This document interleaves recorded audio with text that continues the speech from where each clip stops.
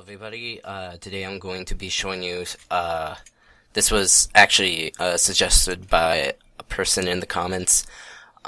He wanted to know, he or she, sorry, I have no idea, wanted to know how to position your character and then render it in Blender and stuff like that. And they also want to know how to change the face and stuff of your Roblox character or anybody else like that. This was actually a render for one of my thumbnails, but I'm gonna have to start from scratch and show you a couple of things. So if you wanna have your character just idle without any particular position, if you just want him like this or something, you go into workspace and go here and then export selection like that so that he's in that particular position if you just want him idle like that. But that's not what we're going to be doing today. I was just showing that just in case if you want to know. If you don't have the load character plugin, that's how you would get your character by copying it and then pasting it. Like when you're playing, you would copy it in the workspace and then stop playing and then paste it in the workspace like that. But if you have this plugin, it's called Already Pro's Character Loader plugin. You just type in your character, and then you can spawn R15 or R6. I usually do R15 because it's you can put them in positions a lot different. I'm not explaining that. You can put your character in different positions and it looks better. So now what you want to start off with, if the character is running, you want to tilt your character forward, like the whole character forward if he's running, to make it look better.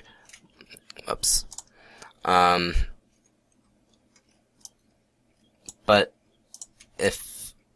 if you want like a regular standing position, then you can do whatever you want as far as that goes. And also something you want to do, actually, if one of your shoulder pets or whatever get a little messed up, you can just move it like that by going here, opening up your character, by the way, with that arrow, and go down and find whatever got misplaced. Another thing you might want to do is go to model and change the rotation to 0. Same with the change it to 0. That way you can have more freedom, because if it's 45 degrees, it's just gonna, like, if you want to move your leg, it's just gonna do, like, it's not very precise. Just gonna have my character running, I guess, so I'm gonna select the whole body and lean it forward, not that much, like a little bit like that. And something I usually do first is I grab the head, the hair, and if you have any other accessories then on your head, then select that too and make it so it's tilting as straight as possible, and then slide it back on its head, on the body, like that. You can also, if you have a pet, you can also rotate that to make it a little more realistic, like that. And to change the face, let me see, I might as well do that now. There's a decal called face here. You get rid of that, and you can go into here in decals if you want, or you can go to the library on the Roblox webpage. Oh, make sure it's on decals, I forgot. So go like scared face. If you want one of these for it, that's the one I used before. So I'm gonna select a different one, like that one. Why not? You would, when you select it, you don't have to buy it or anything. You just go up here to the decal ID and copy it, and then paste it in here where it says texture, where the decal ID is, and it'll do that. You can either do it that way or here, and if you were doing it here, you would go face or whatever. If you wanted a different face, you would get rid of that and and just place it on manually like that. I'm just gonna keep that, and yeah, that's how you do the face. You can do it multiple different ways, but that's just the ways I showed you. Now, in order to move the legs to make it look like he's running, you're going to want to select the whole leg, not just one of them, because it will mess it up. Let's see, lower leg, upper leg, and then tilt it and move it back. Make sure you put it up back where it was, because if it will put it lower, you want to put it back up where it was before. And maybe not that much. There we go. And then after you do that, to bend the leg, you would hold Control and then click left upper leg, because that's the one you want to bend the leg. So you would bend it like that to make it look like he's running. And there we go. That's that leg. And then you can do the other leg and do the same process. Turn it and also move it forward a bit, because it's gonna get displaced. You don't have to tilt this one, since when you're running, usually your leg going out is straight, so you don't have to do that. And if your guy is scared, you can put his arms up in the air if you want, but in this case, I'm just gonna have it normal running. So I'm gonna rotate this, it gets displaced, as usual. Put it back where it needs to go, and then get rid of the unselect that and deselect. Sorry, not unselect. I'm so unprofessional. There we go. That looks okay, I guess. And it still looks a little displaced, so move the whole arm down. There we go. Alright, so now what you want to do is select that and that. Same thing, alright? It's not too hard. And you can press F to zoom in right to the object that you have selected. That's one thing I didn't mention. And if you want the person holding something, you just put it in his hand. And if you want to render it in Blender, you gotta make sure it's a part, not a mesh. Sometimes the meshes work, but not all the time. So if you want him holding, like, if you want him to hold like a weapon or a sword, like, usually the weapons made by the actual Roblox company works. If you want a weapon like, oh, actually, this, normally when you do a pistol like this, it would ask you to, if you want it in the starter pack, because it's an actual weapon you would use. But you would press no and go to the actual pistol. It's a tool, see? And then you would take the actual gun, which that's the handle. Sometimes the guns have multiple parts and you would want to select all of them. And then you just put it in the workspace and then get rid of the pistol like that, and bada bing bada boom, you've got your gun.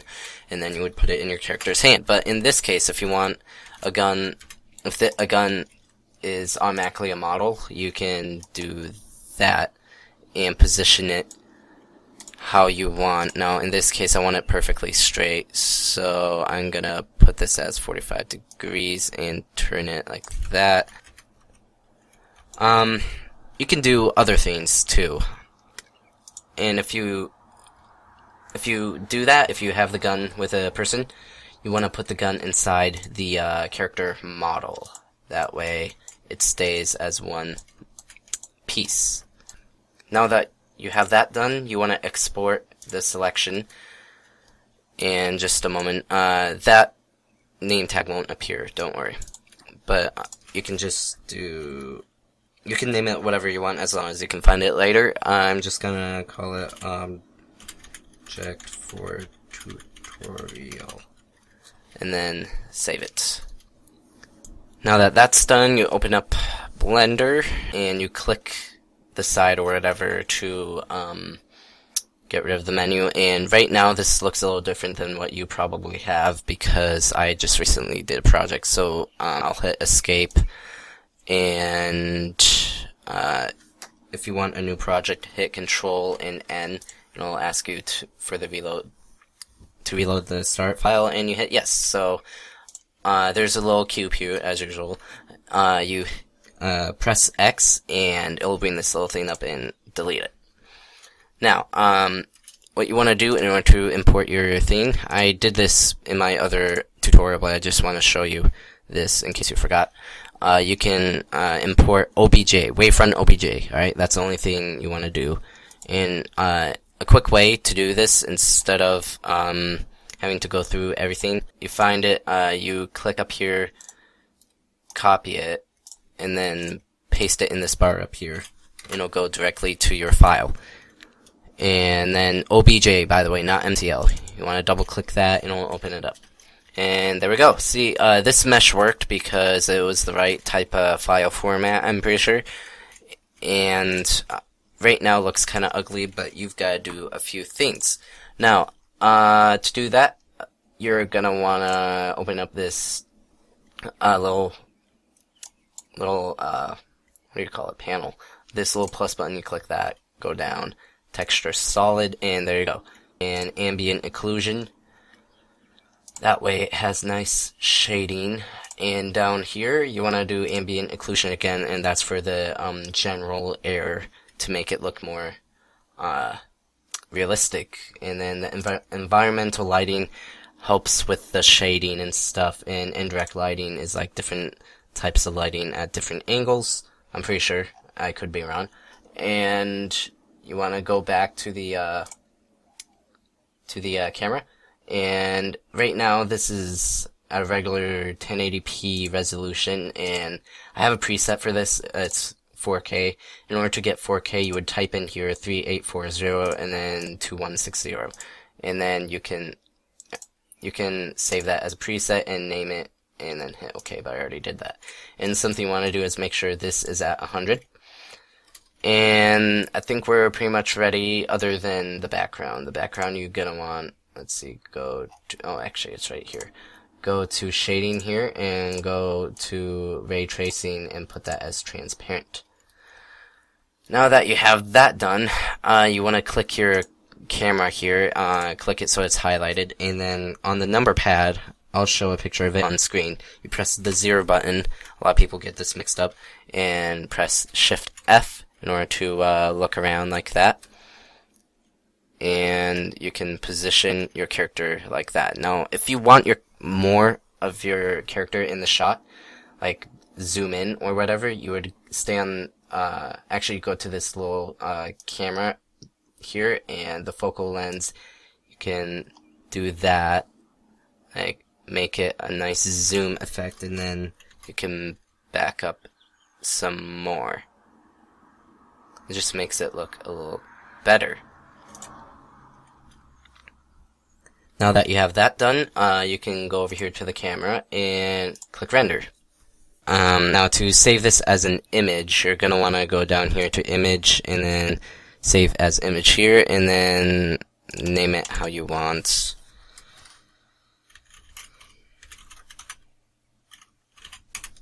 I'll do that, and then save as image. Now you've got your fully rendered thing, and then you can put it inside of your photo editor and make your thumbnail like that. So I explained in the last video of how to make your thumbnail. What you if you have other stuff that you can't render yourself, you can go here. Let's say you want like a Fortnite player. Have it as a transparent background. This goes for any other. I can spell. This goes for any other item that you want in your thumbnail. Let's say you want let's say you want this Fortnite player dabbing in your picture. That this isn't a transparent background. Hold on a second. Say you want the Raven. This is better. You want this Raven skin in your thumbnail. You would copy image and then paste it, and you would want to make another layer before pasting it. Well, that was pretty much it, guys. Thank you for watching. I will be probably doing a banner art and icon tutorial for your channel.